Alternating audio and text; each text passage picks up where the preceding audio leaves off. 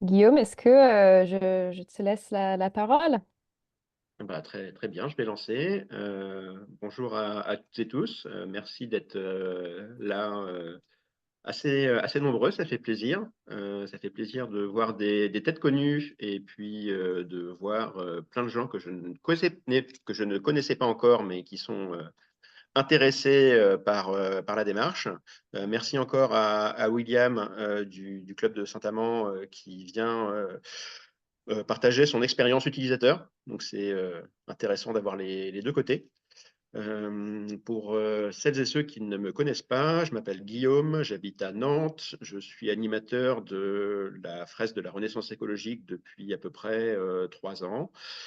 Et sinon, je fais de l'accompagnement à la transition écologique, plutôt auprès des entreprises, avec 3 volets. Un volet sensibilisation, formation du personnel, avec notamment beaucoup de fresques.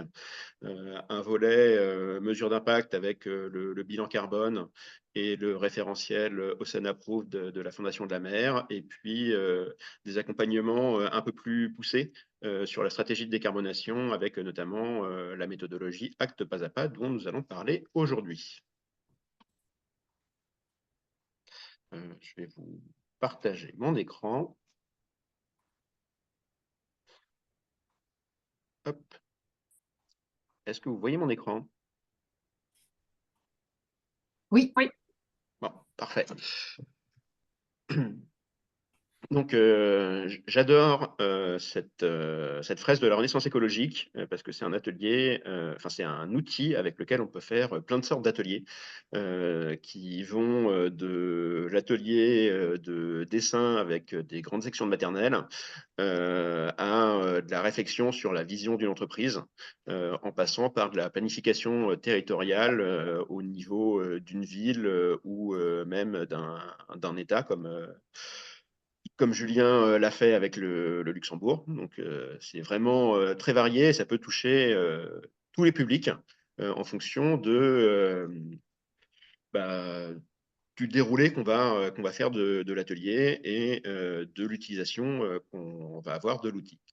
Euh, donc là, j'ai eu la chance de pouvoir tester enfin la renaissance écologique en entreprise dans le cadre de mise en place de stratégies de décarbonation avec la démarche Acte pas à pas.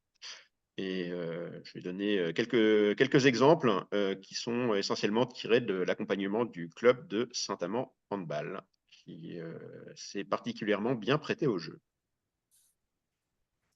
Alors, un peu de contexte rapidement. Donc, l'accompagnement s'est fait pour 4 clubs sportifs. Un club de volley, un club de e-sport, un club de nage en eau libre et un club de handball, avec des structures assez différentes, puisque le Paris Volley, par exemple, c'est une structure qui s'occupe uniquement de l'équipe pro, alors que Saint-Amand Handball a gardé pour l'instant sa structure associative, donc qui est dans la même structure gère la partie pro et la partie associative. Open Swim Star, c'est une toute petite structure qui organise des compétitions de nage en eau libre un peu partout en France. Et Athletech, donc c'est une structure avec un club de e-sport, mais qui a aussi une activité production de contenu numérique en parallèle. Donc c'était intéressant d'avoir des acteurs variés. Euh, pour chacun de ces clubs, nous avons réalisé un bilan carbone, puis un accompagnement à la stratégie de décarbonation avec la méthodologie Acte pas à pas que je vais vous présenter juste après. Et nous avons déployé la solution de Wister, qui était le coordinateur euh, des accompagnements, et donc qui a euh, créé une application pour recueillir les informations des supporters et puis les engager via des quiz, via des petits jeux pour à la fois transmettre des informations sur la transition écologique et puis récupérer des informations comme les modes de transport pour pouvoir affiner le bilan carbone. Donc, suivant les clubs, on a commencé en 2022 et on vient de finir en début d'année les accompagnements. On était essentiellement en distanciel euh, pour des raisons logistiques, même si on a fait quelques ateliers en présentiel avec le Paris-Volley et avec William quand il est venu à Nantes. Les clubs ont pu bénéficier d'un financement important avec le dispositif tremplin de l'ADEME. Et donc, le bilan carbone pour Open Swim Star et le Paris Volley avait été réalisé par Laetitia de Virage Durable. Et le bilan carbone d'Athletech avait été réalisé par Samy de Effectus. Voilà pour les différents acteurs de cet accompagnement global. Et évidemment, voilà l'ADEME pour le financement et la méthodologie. Donc, Acte Pas à Pas, c'est une méthodologie qui a pour vocation d'accompagner les entreprises dans la définition, le déploiement, le suivi et l'évaluation de la stratégie de décarbonation. Donc, pour faire un petit parallèle, le bilan carbone, c'est un audit des émissions de l'entreprise. Ça permet d'avoir un état de départ, un petit peu comme quand vous pouvez faire un audit qualité. Et puis, la démarche acte pas à pas, c'est un peu l'équivalent de déployer l'ISO 9001 sur la qualité, c'est-à-dire qu'on va mettre la décarbonation à toutes les strates de décision de l'entreprise pour s'assurer que tous les choix, que ce soit les choix stratégiques ou opérationnels de l'entreprise, prennent en compte les enjeux de la décarbonation. Donc la méthodologie est publique, on peut la trouver sur Internet. Un ensemble d'outils a été développé et qui sont accessibles pour les personnes qui ont été ensuite formées à la méthodologie. Il y a des guides sectoriels qui permettent d'être plus pertinents sur certaines activités, notamment les activités très émettrices. Il existe un système de reconnaissance si l'entreprise souhaite communiquer officiellement sur la méthodologie acte pas à pas. Je ne vais pas trop m'étendre sur la méthodologie elle-même, mais je serais ravi d'en discuter avec celles et ceux d'entre vous que le sujet intéresse. Donc, en pratique, l'accompagnement dure entre 6 mois et 1 an pour aller du diagnostic jusqu'au plan d'action. Après, la mise en œuvre et le suivi du plan d'action, ça peut durer très longtemps, puisque l'idée, c'est d'avoir quelque chose d'itératif. Donc, ça doit continuer. Il y a 5 grandes étapes. Un premier point qui va être un diagnostic de la situation initiale en termes de stratégie. On va se baser sur le dernier bilan carbone pour pouvoir avoir des éléments chiffrés. Ensuite, il y a un travail sur les enjeux et les défis. Comment l'entreprise va être affectée par Bonjour à la toutes et transition. tous, ravi de vous accueillir à ce premier webinaire dédié aux enjeux de la transition énergétique. Alors, bon.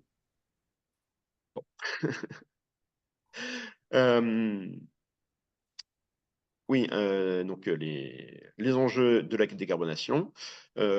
Ensuite, ça c'est un point vraiment crucial dans l'accompagnement. On va questionner la vision de l'entreprise. Alors évidemment, la plupart des entreprises ont déjà une vision, mais qui est plus ou moins formalisée. Donc l'idée, si elle n'est pas formalisée, c'est d'aider l'entreprise à formaliser la vision. Et si elle est déjà formalisée, c'est de la compléter en ajoutant les enjeux de décarbonation vus précédemment. Ensuite, cette vision, on va la décliner en une stratégie avec des indicateurs, avec des objectifs chiffrés, précis. Et puis, cette nouvelle stratégie va être déclinée elle-même en plan d'action pour être mise en œuvre.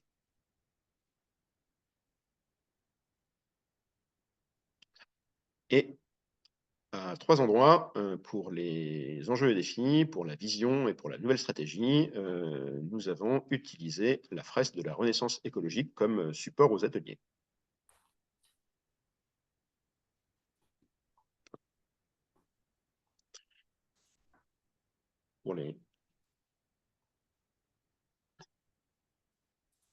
Pour les enjeux et défis, la méthodologie de l'ADEME propose un atelier de type SWOT. Donc, pour ceux qui ne connaissent pas, c'est une analyse de risque.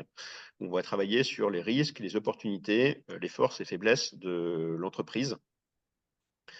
Donc, la fresque de la Renaissance écologique a été un bon support d'idéation pour réfléchir en fonction des 24 chantiers sur quels pouvaient être les risques et opportunités liés à ces 24 chantiers.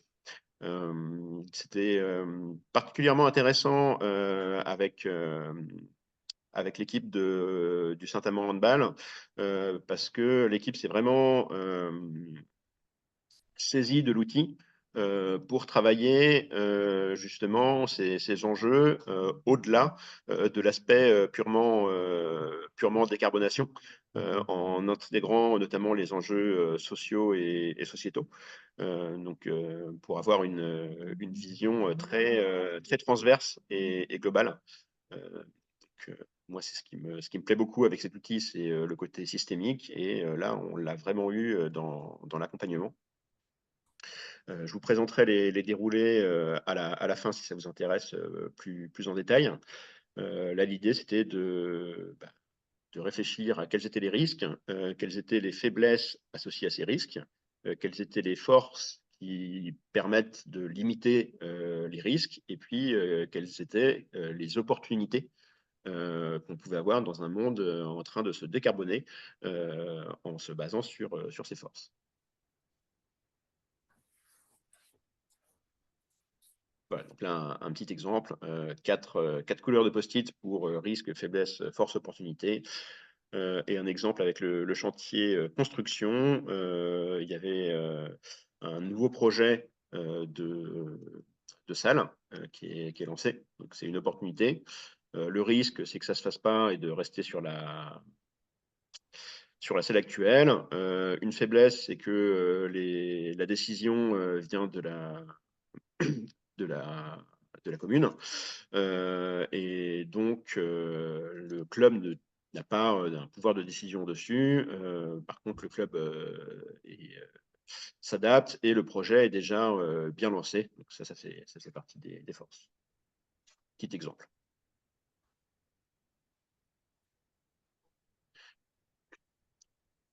Ensuite, ces risques, ces forces, ces faiblesses et ces opportunités sont à placer dans un tableau.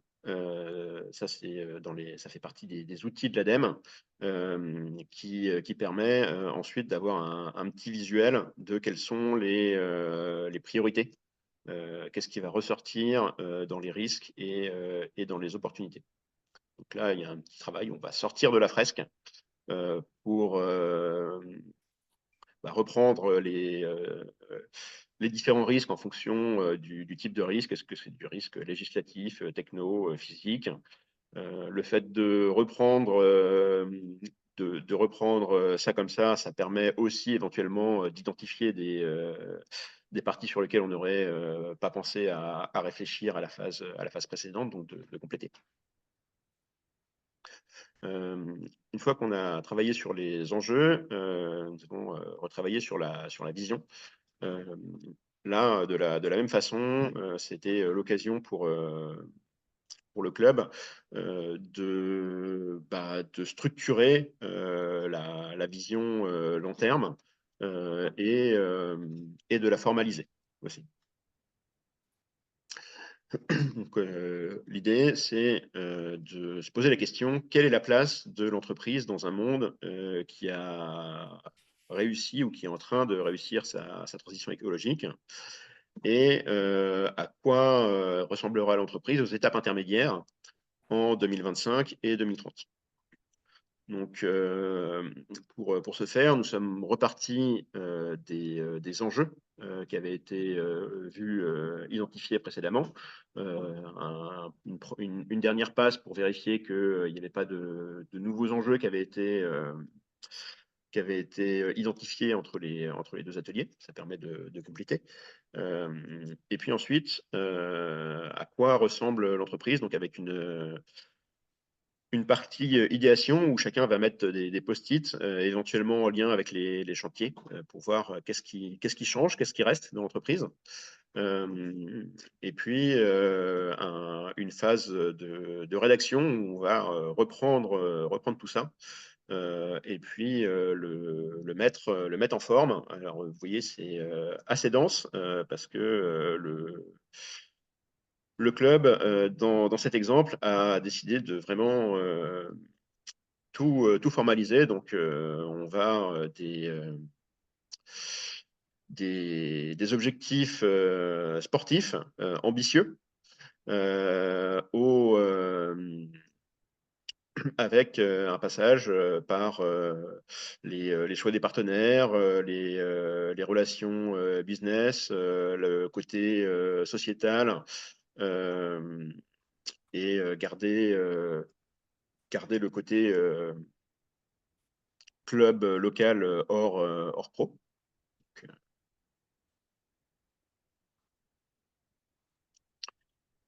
ensuite, une fois qu'on a une vision, c'est comment on y arrive. Et pour cela, l'ADEME propose une méthodologie inspirée de la méthode Blue Ocean qui va réfléchir à qu'est-ce qu'on doit arrêter, qu'est-ce qu'on doit réduire, qu'est-ce qu'on doit augmenter et qu'est-ce qu'on doit créer pour amener l'entreprise à la vision définie précédemment. Et évidemment, à quelle échéance on se fixe ces différents objectifs. Donc pareil, quatre couleurs de post-it. Qu'est-ce qu'on arrête, qu'est-ce qu'on augmente, qu'est-ce qu'on réduit, qu'est-ce qu'on crée.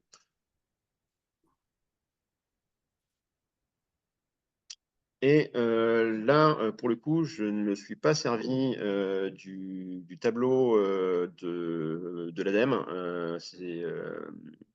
Ça, c'est le tableau que j'avais fait avec le Paris Volley, parce que dans le tableau proposé par l'ADEME, il manque quelques colonnes, à mon sens, comme les indicateurs et les objectifs qui doivent arriver à ce moment-là et pas au moment du plan d'action. C'est pendant la stratégie qu'on définit quels indicateurs on va suivre et quels objectifs on fixe pour ensuite décliner en plan d'action.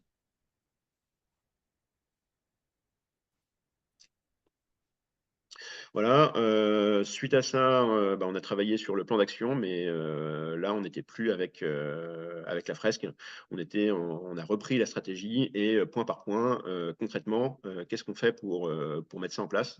Et ça, c'est un travail qui a été fait surtout en interne, avec une formalisation qu'on a retravaillé ensemble avec William. Donc, les différents outils que je vous ai présentés, il y a les outils de l'ADEME qui font partie du tableur boîte à outils de la stratégie, qui sont disponibles pour les consultants qui ont suivi la formation. Les déroulés d'ateliers pour les 3 ateliers sont en ligne sur le drive de Renaissance écologique, dans le cercle animation extérieure, entreprise, accompagnement à la décarbonation. Donc, vous avez les trois déroulés enjeux, vision, stratégie, et puis le modèle de fiche stratégie que j'ai fait pour compléter les tableaux de l'ADEME. Voilà, donc si vous avez des questions, William, si tu veux peut-être donner ton point de vue sur ce qui a été fait.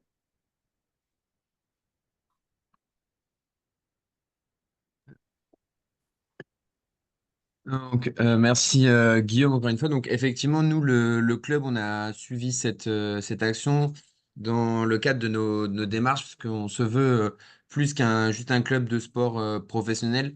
Derrière, on a un club engagé, club sportif engagé avec de nombreuses actions RSE et on en avait pas mal d'actions qui étaient déjà mises en place, mais c'était pas forcément structuré.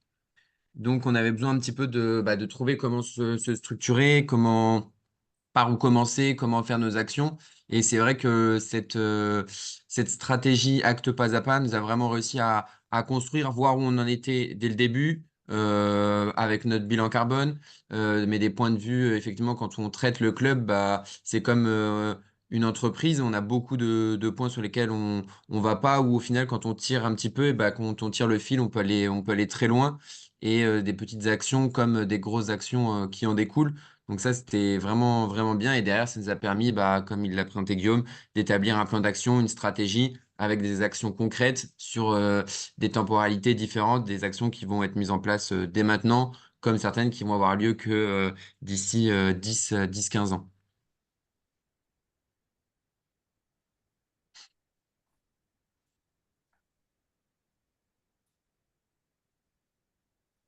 Alors, y a-t-il des questions?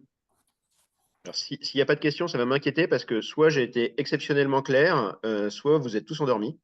Moi, je veux bien, Guillaume. Ah, C'est Christophe. Euh, En fait, là, l'angle que vous avez pris, c'est la décarbonation, mais vous auriez pu finalement utiliser ce qui est ressorti des ateliers pour traiter peut-être d'autres sujets que la décarbonation, comme les pollutions, comme je sais pas, la consommation d'énergie, peut-être des aspects plus sociétaux, ou, ou alors quand tu as animé les ateliers, tu as focalisé vraiment uniquement sur cet aspect décarbonation. alors non, justement, c'est ça qui était intéressant dans l'accompagnement. C'est que la méthodologie acte pas à pas est vraiment centrée sur la décarbonation. Maintenant, comme la décarbonation, ça vient c'est un ensemble de choses à faire dans la transition écologique et sociétale. Je trouvais ça intéressant d'ouvrir la porte aux autres actions qui sont liées et bah, justement la fresque, à travers notamment les 24 chantiers, ont permis d'ouvrir un peu et c'est pour ça que les actions sont très diverses. Et évidemment, on peut utiliser les mêmes déroulés pour faire une stratégie biodiversité dans le cadre d'un accompagnement qui ne suivrait pas acte pas à pas. Ok. Ok. Donc j'imagine que ça intéresse William pour aller plus loin sur d'autres sujets. Effectivement, parce que des fois, il y a certains points aussi, voilà, moi, la stratégie, c'était très tourné peut-être sur des questions qui allaient être axées pour des entreprises, des grosses entreprises, je pense, de l'industrie, de la mécanique, qui vont vraiment avoir ces choses-là. Et nous, on a un impact aussi avec beaucoup de questions plutôt sociales et sociétales. Et, mais du coup, on a quand même réussi par la stratégie à s'y retrouver dans nos actions. Il y a des actions concrètes et qui sont plutôt du point de vue sociétal qui sont prises en compte. Donc, on n'était pas restreint et que fermé sur la décarbonation. Ok, merci. Merci. Claire? Oui, donc je crois que la réponse, enfin, tu viens d'apporter la réponse à une des deux questions que j'avais. Vous avez bien exploré les 24 chantiers à chacun des ateliers, c'est ça? Il n'y a pas un chantier qui s'est avéré être peu pertinent, quoi. Tous, ils ont été au moins explorés. Ouais, ils ont été au moins explorés dans le premier atelier pour présenter la fresque. Et puis après, effectivement, ça a été utilisé comme support d'idéation. Une grosse majorité des chantiers ont été utilisés pendant les différents ateliers. Et deuxième question, c'est est-ce qu'à chaque fois, ça a été des ateliers, enfin, quand tu parles d'ateliers, donc j'imagine qu'il y a, enfin, est-ce que c'est 3 heures d'atelier systématiquement? Et donc, en gros, il y a eu au moins 3 fois 3 heures? ou est-ce que c'est plus court? Alors, ça a été un petit peu plus court, mais oui, on n'est pas loin d'avoir passé 3 fois 3 heures. Ok. Et clairement, là, on est sur de la monoactivité avec des impacts carbone relativement faibles, parce que le seul gros point, c'est vraiment les déplacements des supporters. Donc effectivement, pour une entreprise qui pourrait avoir plusieurs sites, plusieurs activités, on pourrait prévoir déjà rien que le travail sur la vision, on peut passer 1 ou 2 jours dessus. Ouais. Et Voilà. c'était en termes de participants, ouais, c'était. Bon, bref, je rentre un peu trop dans le détail sûrement. Et vous étiez nombreux, quoi, ou c'était plutôt des petites équipes? Est-ce que c'était les opérationnels ou les stratégiques? Enfin, qui était. Est-ce que tout Là, le monde. c'était en petite équipe. Donc, il y avait William, je te laisse. Oui, on était un petite équipe. Donc nous, on a un club, mais donc voilà, c'est beaucoup des licenciés, des choses comme ça. Sur l'équipe qui travaille sur la stratégie, on était en général entre 2 et 3 présents. Donc il y avait toujours une personne du bureau directeur, parce que c'est des questions qui concernent le bureau directeur et sur lesquelles le bureau directeur veut emmener le club. Donc il y avait toujours une personne. Il y avait toujours moi qui suis référent pour tout ce qui va être les questions sociétales, RSE du club. Et on essayait d'avoir la manageuse aussi générale du club pour voir l'avancée des projets, sur quelle voie on s'engage. Il n'y a qu'une partie qu'on n'a pas pu faire, c'est peut-être la partie une fresque du climat ou quelque chose comme ça qui serait tournée plutôt vers les joueuses professionnelles, par manque de temps. Mais sinon, après, tout le projet a été expliqué et retransmis au reste de l'équipe du bureau directeur, au reste de l'équipe stratégique et a été transmis via un communiqué, une explication à tous les licenciés du club et plus derrière. Ok, merci. Ouais, pour rebondir sur ce que dit William, c'est absolument essentiel dans le cadre des accompagnements acte pas à pas d'engager la direction. Parce que sur un bilan carbone, c'est important pour s'assurer que le plan d'action va être suivi, mais pour faire le bilan carbone, on a besoin de quelqu'un qui nous donne les chiffres, pas forcément d'avoir le directeur en face. Par contre, si on veut parler de la vision de l'entreprise, ça n'a aucun sens de le faire si les personnes qui ne décident pas de quelle va être la vision ne sont pas là. Merci. Ouais. Quentin? Merci beaucoup, hein, William et Guillaume, là, pour vos témoignages, c'est cool. C'est marrant parce qu'en fait, effectivement, moi, souvent, quand je fais la fresque avec des gamins, il y a beaucoup de choses. Qu'est-ce qui manque? Il manque un stade de foot, il manque du sport, voilà. Est-ce qu'il y a des clubs dans les trucs que tu as accompagnés où tu t'abordes clairement des trucs, enfin, là, on reste sur une logique de croissance des clubs de sport. Est-ce qu'il y a des clubs qui osent dire des choses du genre, bah, en fait, voilà, effectivement, potentiellement, on ne fera pas des compétitions. Enfin, voilà, est-ce qu'il y a des notions de décroissance, de renoncement au sein des clubs de sport que tu as accompagnés? Bah, pour l'instant, pas encore. Pas encore parce que il y avait plutôt des objectifs sportifs ambitieux comme les participations aux Coupes d'Europe qui peuvent avoir un impact important, notamment sur la partie de déplacement. Après, c'est un processus itératif. Donc là, l'intérêt d'avoir mis ça en place, c'est que le jour où les clubs seront confrontés justement à une possible montée en Europe, de se poser les questions sur les modes de déplacement, sur combien de supporters on amène, et puis peut-être in fine sur est-ce que ça vaut le coup de le faire. Et en tout cas, on aura créé le cadre pour que la discussion puisse se faire à ce moment-là. Ce qui est aujourd'hui, c'est pas le cas. Aujourd'hui, on leur dit Coupe d'Europe, ils font waouh! Et c'est normal. Et on espère que les Louves arrivent bientôt en Coupe d'Europe. Geoffrey? Merci. Oui, merci. Moi, c'est plus en fait une question générale sur la méthode ACT pas à pas. C'est quoi la différence entre cette méthode et la méthode ABC, bilan carbone? Est-ce que c'est complètement différent ou est-ce que Alors, c'est complémentaire et ça ne va pas toucher la même chose. d'accord. Le bilan carbone, c'est un peu ce que j'expliquais tout à l'heure, c'est vraiment la photographie à l'instant T des émissions. Mhm.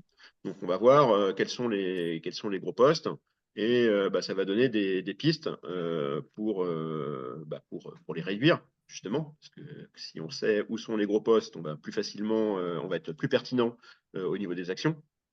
Mais le bilan carbone, c'est vraiment une photo qui va entraîner un plan d'action sans forcément qu'il y ait d'objectifs fixés sur les résultats de toutes ces actions. Là, acte pas à pas, on est vraiment sur un changement structurel où on va mettre les enjeux de la décarbonation au centre des processus de décision de l'entreprise. D'accord. Ok. C'est plus sur la méthodologie alors. Ouais, c'est Ouais, vraiment, c'est la méthode quand même, c'est la c'est ça, stratégie. D'accord. tout à fait. Merci.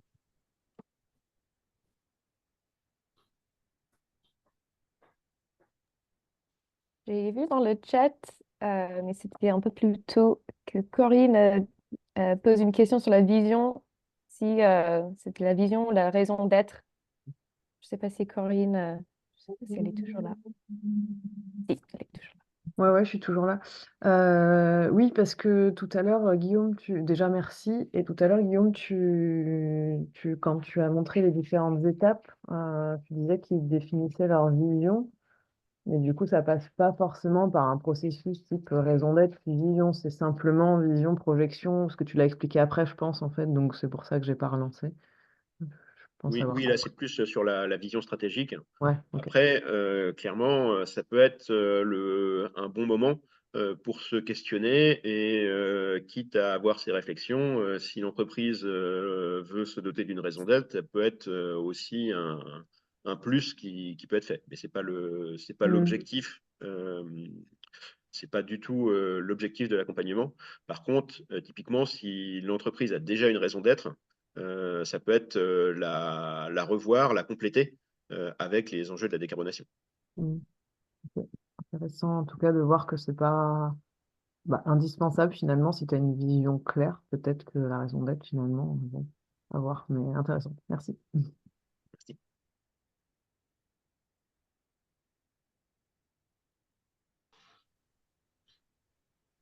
Ouais, non, moi, je veux bien reposer une deuxième question, Guillaume.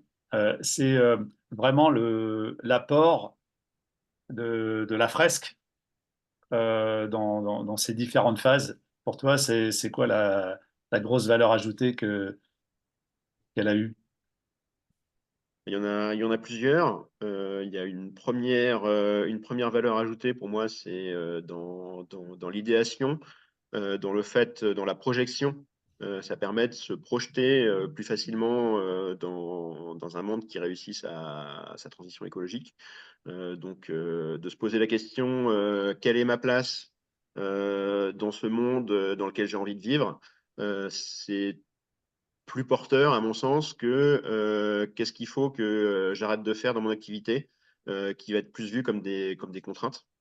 Euh, donc il y a un côté idéation, après il y a un côté structuration avec les différentes échelles de temps.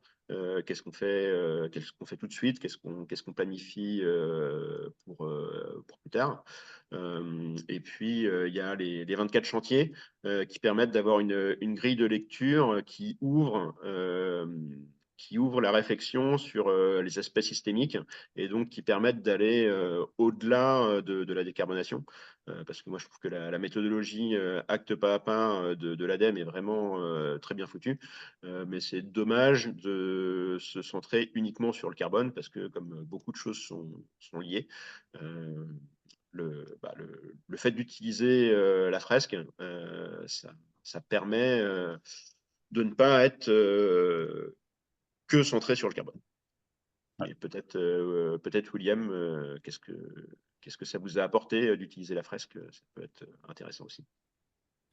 Effectivement, la fresque, c'était très, très visuel. Ça permettait vraiment de se fixer, de se cadrer, également de ne pas oublier de points avec les 24 chantiers qui étaient présents, des choses qu'on pourrait passer à côté, ne pas forcément aborder. Le fait d'avoir à chaque fois des post-it de couleurs différentes, bah, ça nous permettait de voir, de se dire, bah, tiens, sur ce chantier, on a abordé que la réduction et l'augmentation, mais pas les autres points. Sur tel chantier, bah, on n'a pas assez creusé, il y a peut-être d'autres idées. C'est très visuel aussi, il y a déjà des visuels ou des idées qui peuvent nous dire, tiens, on fait déjà ça, ou tiens, c'est vrai qu'il y a ça qu'on pourrait mieux faire, on pourrait plutôt travailler comme ça. Donc c'est vraiment très visuel et ça permet vraiment de se structurer, surtout quand on travaille ou on aborde ce sujet avec des personnes qui sont pas forcément au fait des choses ou qui connaissent pas forcément les différents domaines, les différentes actions, les différents chantiers. Ouais, super. Un gros potentiel. Bah, moi, j'en suis convaincu, on en est convaincu, mais, mais c'est bien au travers de ces exemples de montrer que l'articulation entre cet outil, cette méthode et surtout la systémie, hein, l'idéation, la structuration, la systémie, comment ça s'articule avec d'autres méthodes. Aujourd'hui, selon les sujets, là on parle plutôt de décarbonation, mais on voit bien qu'on peut élargir. Il y a d'autres méthodes pour amener par exemple les entreprises vers la durabilité. Moi, je pratique par exemple le modèle de la perma-entreprise, mais la fresque de la Renaissance permet d'apporter cette idéation et cette systémie, justement. C'est vraiment hyper complémentaire. Merci pour votre retour. Merci.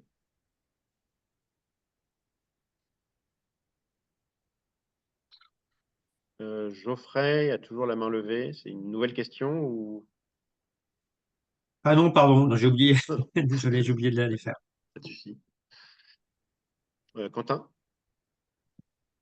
Et du coup, comment, là, au-delà, là, c'est pour la présence du sport dans la fresque, comment quand vous en parlez avec vos différents publics, là, c'est un peu pour tout le monde, quand vous en parlez avec vos différents publics, comment vous parlez effectivement de l'absence de la question effectivement du sport dans les représentations de la fresque?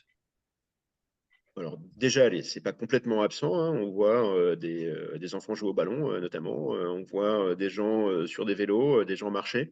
Donc il peut y avoir du sport. Effectivement, ça fait partie des choses qui reviennent régulièrement. Il n'y a pas un point sport. Après, ça n'empêche pas, justement, dans les ateliers, de rajouter les équipements qui manqueraient. Alors, bon, ça arrive qu'il y ait des gens qui rajoutent des grosses tables de foot avec plein d'éclairage. Ça peut être un peu discutable comme modèle. Mais c'est toujours, enfin, c'est l'intérêt de cette fresque aussi. C'est que une fois qu'on a commencé l'atelier, c'est plus la fresque de Julien Dossier, c'est la fresque du groupe qui peuvent rajouter les éléments dont ils ont envie à partir du moment où ces éléments sont cohérents avec le reste de la fresque. Merci.